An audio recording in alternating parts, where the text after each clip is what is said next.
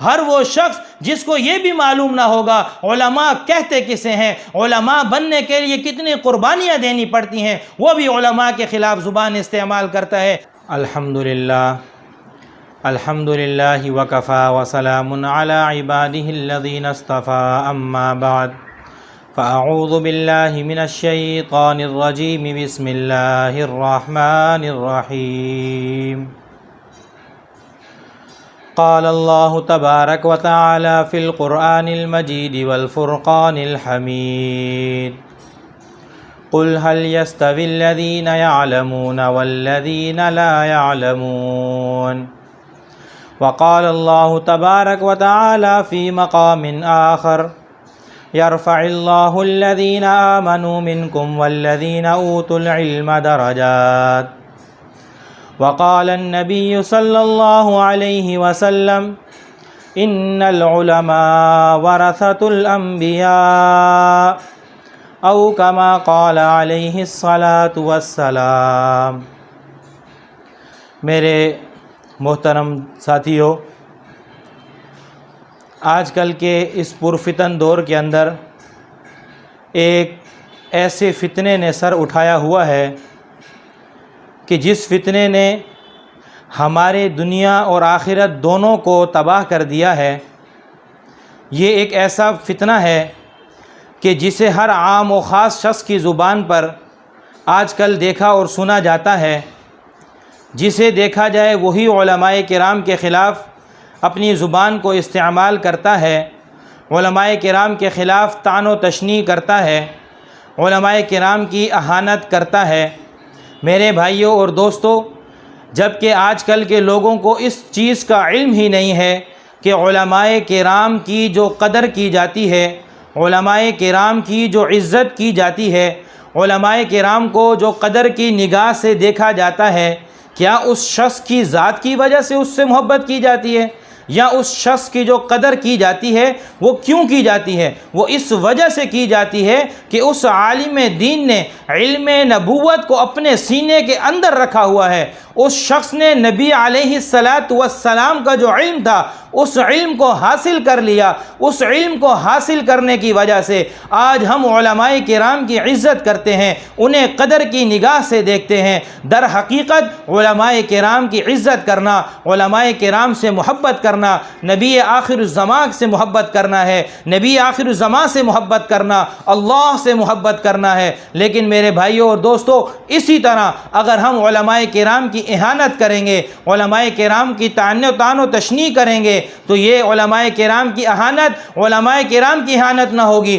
بلکہ در حقیقت آپ علیہ السلام کی ذات اقدس پر اہانت ہوگی، اور اللہ کے نبی پر اہانت، اللہ رب العزت کی ذات پر اہانت کرنا ہوگی۔ تو میرے بھائیوں اور دوستو، جو شخص ایک عالم دین کی اہانت کرتا ہے، در حقیقت وہ علم دین کی اہانت کرتا ہے، علم نبوت کی اہانت کرتا ہے، اور جو شخص علم نبوت کی اہانت کرتا ہے، حقیقتاً وہ آپ علیہ السلام کی ذات اقدس کی اہانت کرتا ہے، اور جو شخص آپ علیہ السلام کی اہانت کرتا ہے وہ یقیناً جبرائیل کی اہانت کرتا ہے، اور جو جبرائیل کی اہانت کرتا ہے وہ حقیقتاً میں اللہ کی اہانت کرتا ہے، اور جو اللہ کی اہانت کرتا ہے اللہ رب العزت اسے قیامت کے دن ذلیل و رسوا کر دیں گے۔ میرے بھائیوں اور دوستو، علماء کرام کی جو ہم محبت کرتے ہیں، علماء کرام کو جو ہم قدر کی نگاہ سے دیکھتے ہیں، وہ اس کی وجہ یہی ہے۔ اللہ رب العزت نے قرآن مجید میں ارشاد فرمایا، اے نبی کہہ دیجئے،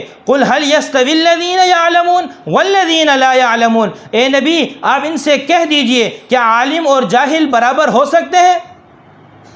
دوسرے مقام پر اللہ رب العزت خود علماء کرام کی تعریف بیان کرتے ہوئے فرماتے ہیں، یرفع اللہ الذین آمنوا منکم والذین اوتوا العلم درجات، کہ اللہ رب العزت بلند کر دیں گے ان لوگوں کے درجات کو جو تم میں سے مومنین ہیں، اطاعت گزار ہیں، اور وہ لوگ جو اہل علم ہیں۔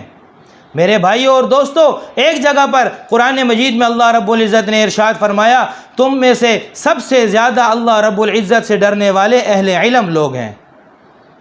میرے بھائیوں اور دوستوں، قرآن مجید کی یہ آیات مبارکہ یہ علماء کرام کی فضیلت بیان کر رہی ہیں۔ اسی طرح آپ علیہ الصلاۃ والسلام کی احادیث مبارکہ ان العلماء ورثۃ الانبیاء کہ بے شک علماء انبیاء کے وارث ہیں۔ میرے بھائیوں اور دوستوں، جب ایک بڑے شخص دنیا کے اندر اگر ایک بادشاہ کا وزیر ہو، اس وزیر کا رتبہ بھی بڑا ہو جاتا ہے، حالانکہ وہ بادشاہ نہیں ہوتا، لیکن اس کا جو نسبت ہوتی ہے وہ بادشاہ کے ساتھ ہوتی ہے۔ اس نسبت کی وجہ سے اس وزیر کی بھی عزت ہو جاتی ہے، اس وزیر کا بھی مقام بن جاتا ہے۔ اسی طرح علماء کرام جو ہیں یہ انبیاء کے وارث ہیں، انبیاء کے وارث ہونے کی وجہ سے، انبیاء کی نسبت کی وجہ سے ان کا بھی درجہ بلند ہو گیا۔ اسی طرح میرے بھائیوں اور دوستوں، اگر کوئی پہلوان ہو اور اس پہلوان کا جو بیٹا ہو وہ لنگڑا لولا ہو، اب جب ایک ہی بیٹا ہے، اب اس پہلوان کے مرنے کے بعد اس کا وارث اسی بیٹے کو ہی بننا چاہیے نا۔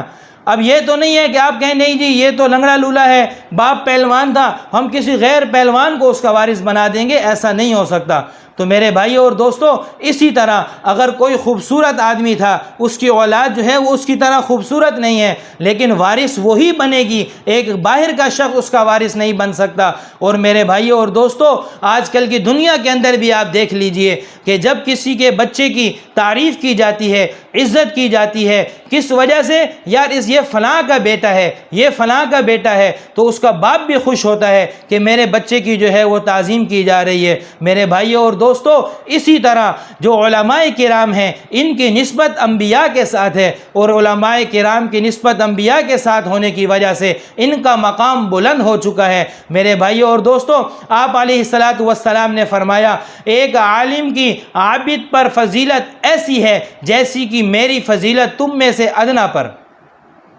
پھر آپ علیہ الصلاۃ والسلام نے ارشاد فرمایا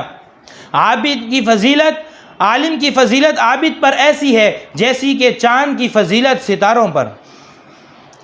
میرے بھائیوں اور دوستو، علماء جو ہیں یہ انبیاء کے وارث ہیں۔ کس چیز کے وارث ہیں؟ انبیاء جو ہے وہ درہم اور دینار کے وارث نہیں بناتے، بلکہ علم نبوت کے، علم دین کے وارث بناتے ہیں۔ اور علم دین کا وارث ہونے کی وجہ سے علماء کرام کو اللہ رب العزت نے بھی عزتوں سے نوازا، اللہ رب العزت نے بھی ان کے مقامات کو بلند کر دیا، ان کے درجات کو بلند کر دیا۔ آپ علیہ الصلاۃ والسلام نے بھی، اللہ رب العزت کے نبی نے احادیث کے اندر یہ بات واضح طور پر بیان کر کے بتلا دی کہ علماء کرام جو ہیں یہ تم میں سے ہیں، جو ہیں یہ ہمارے انبیاء کے وارث ہیں، علم نبوت کے وارث ہیں، علم دین کے وارث ہیں۔ اب اگر کوئی شخص عالم دین کے خلاف بات کرتا ہے تو اللہ رب العزت اس کی 7 نسلوں سے دین کو اٹھا لیتے ہیں۔ میرے بھائیوں اور دوستو، اللہ رب العزت اس شخص کو آخرت کے اندر ذلیل و رسوا کر دیتے ہیں۔ کیوں ہم لوگ اپنی آخرت کو خراب کرنے پر لگے ہوئے ہیں؟ میرے بھائیوں اور دوستو،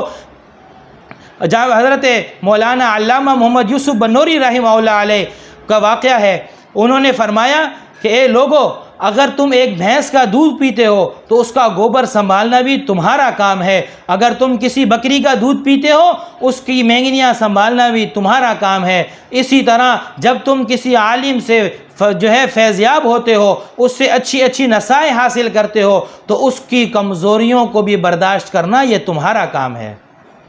میرے بھائیوں اور دوستو، انبیاء جو تھے وہ معصوم تھے، غلطیوں سے پاک تھے، لیکن ان کے وارث علماء ہیں۔ علماء معصوم نہیں ہیں بلکہ غلطیوں کے پتلے ہیں، کمزور ہیں، ان سے غلطیاں ہو جائیں گی۔ ہمیں چاہیے ان کی غلطیوں پر پردہ ڈالیں، ان کی اچھائیوں کو بیان کریں، ان کی اچھائیوں کو پھیلائیں۔ میرے بھائیوں اور دوستو، آپ علیہ الصلاۃ والسلام نے اپنی پوری زندگی بہت سی دعائیں مانگی ہیں، لیکن ایک دعا آپ علیہ الصلاۃ والسلام کی میں آپ حضرات کے سامنے آپ حضرات کو بتلاتا چلوں۔ آپ علیہ الصلاۃ والسلام نے فرمایا اللہم انی اعوذ بک من خلیل ماکر، اے اللہ میں ایسے مکار دوست سے پناہ مانگتا ہوں، اذا رآ حسنۃ دفنہا، کہ جب وہ کوئی نیکی دیکھ لے تو اسے دفن کر دے، وَإِذَا رَآ سَيِّئَةً اضاءہا، اور جب وہ کوئی برائی دیکھ لے تو اسے چھاپ دے۔ اے اللہ میں پناہ مانگتا ہوں ایسے دوست سے۔ میرے بھائیوں اور دوستو، دوست اسے کہا جاتا ہے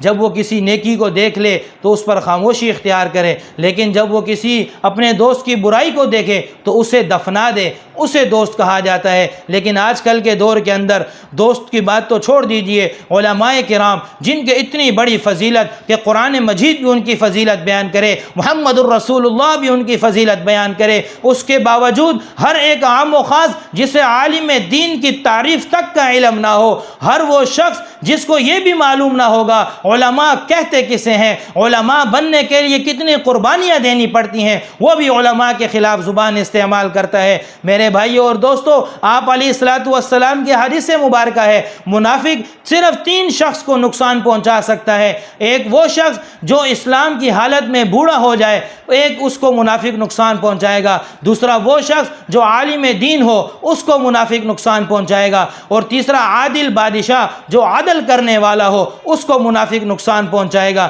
تو میرے بھائیوں اور دوستو، علماء کو نقصان پہنچانا یہ تو منافقوں کی نشانی ہے، اور ہم مسلمان ہو کر علماء کو نقصان پہنچا رہے ہیں۔ علماء کی جان بھی محفوظ نہیں، علماء کی عزت بھی محفوظ نہیں۔ میرے بھائیوں اور دوستو، ہم کیوں اپنی 7 نسلوں سے علم کو دور کر رہے ہیں؟ میرے بھائیوں اور دوستو، ہمیں اپنی دنیا کا بھی خیال کرنا چاہیے، ہمیں اپنی آخرت کا بھی خیال کرنا چاہیے ہمیں، اور اگر ہم کچھ نہ بھی کر سکیں تو میرے بھائیوں اور دوستو، علماء غلطیوں کے پتلے ہیں، وہ معصوم نہیں ہیں، ان سے غلطیاں ہو سکتی ہیں، لیکن اگر ہم ان کی کمزوریوں پر اس وجہ سے خاموشی اختیار کر جاتے ہیں کہ علماء کی نسبت آپ علیہ السلام کے ساتھ ہے، علم نبوت کے ساتھ ہے، اگر ہم اس نسبت کی وجہ سے علماء کرام کی کمزوریوں پر خاموشی اختیار کر دیں تو آپ علیہ السلام کی ذات اقدس کتنی خوش ہوگی کہ میرے بندوں نے میرے اس شخص کے اوپر